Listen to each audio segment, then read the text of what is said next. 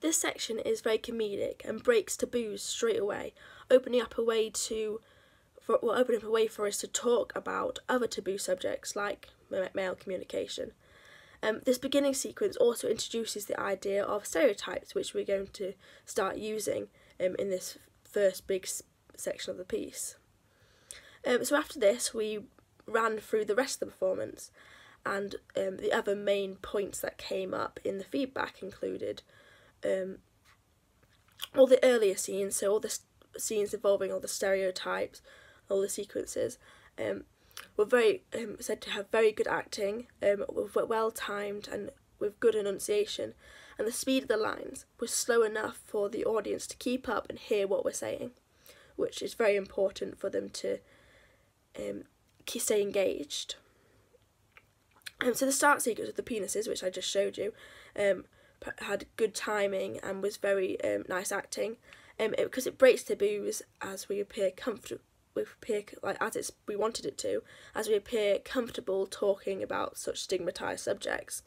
It also sets the tone for the piece and just establishes the atmosphere straight away for the big first section where we're okay talking about these taboo subjects, and we're using very stereotypical heightened characters at the beginning.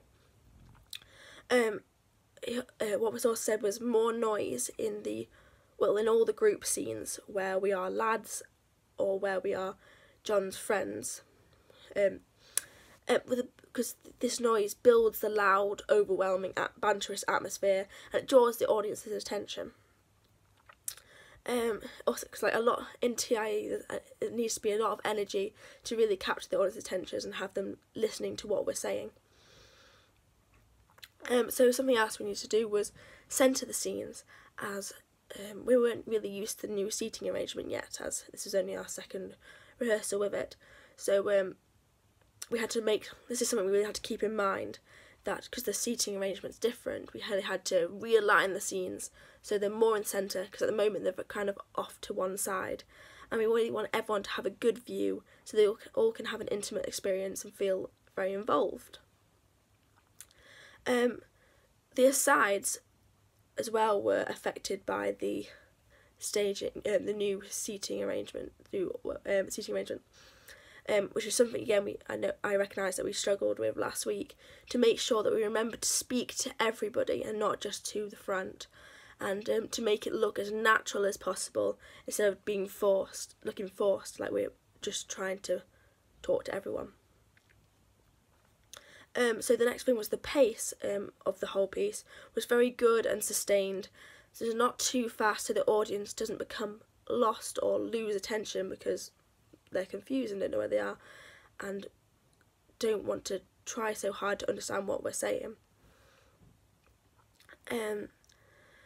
However, we do need faster line pickups in the societal pressures montage. This is a very fast-paced scene, so the line pickups need to be fast-paced as well to keep up. And the scene requires this fast pace because it's not full of information, just little snippets of societal pressures, therefore requires a fast pace to keep the audience's attention. So the next one is the tone that we talked about, is the tone of the facilitators. The facilitator had a good tone that was clearly spoken, which meant it was easy to listen to as well as sounding very professional, therefore more trustworthy, as the sense of professionalism makes them sound more knowledgeable, and therefore the audience are more likely to take on our message.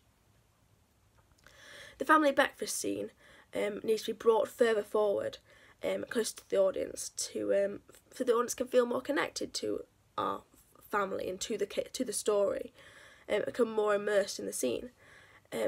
However, we still do have to be aware that when we bring ourselves further forward, we are putting ourselves at risk of blocking the people who are sitting at the sides. So we need to make sure that we've angled ourselves out so that everyone has a good view.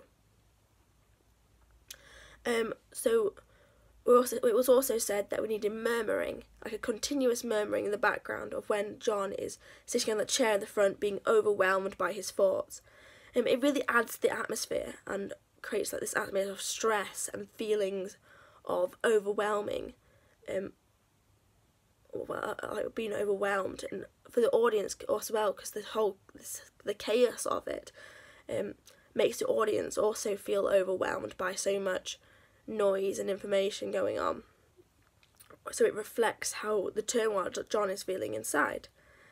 The lines being said as you cross need to be shouted above this noise, so it just mixes in with the chaos and heightens the tension and really overwhelms, well, it appears to really overwhelm John. The corridor scene, when they're at school, also the volume needs to be brought up again while we're walking across, just to reflect the atmosphere of the school and really bring the environment to life, because the school corridors are really noisy, and that's something that the audience can relate with. In the barriers of communication facilitation, there needs to be a clearer message for this section. So we thought that we would add a line saying, John may think he's communicating clearly. So the audience understands that John is communicating ineffectively, so Holly can't understand him. So he may be thinking that he is communicating, but with all these barriers on stopping him from communicating effectively, he still remains isolated because Holly, of course, doesn't understand. Also thought that we needed to give the audience more context of the scene when the friends are getting ready to have their night out. So we thought that we'd have the narrators title the scene early that evening when John and his friends are starting their night, just so it's less confusing for the audience, so they know where they're at, because of the whole rewind, back and forth kind of thing. It can get quite confusing, so if we clearly title and give a little bit of context, the audience can keep up and know where we are, and not be instead of listening to us, be guessing what is going on, and maybe even switching off from us because they're confused. On one of the slides, the last point was on one of the slides, we had a diagram showing reflective listening on the PowerPoint behind us.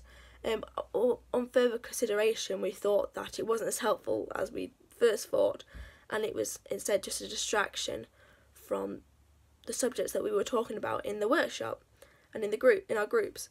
So we decided to explain reflective listening in a clear way rather than have them reading off the PowerPoint, and then kind of in that way it's more personal and we can give more examples and show it visually, kind of give examples about it.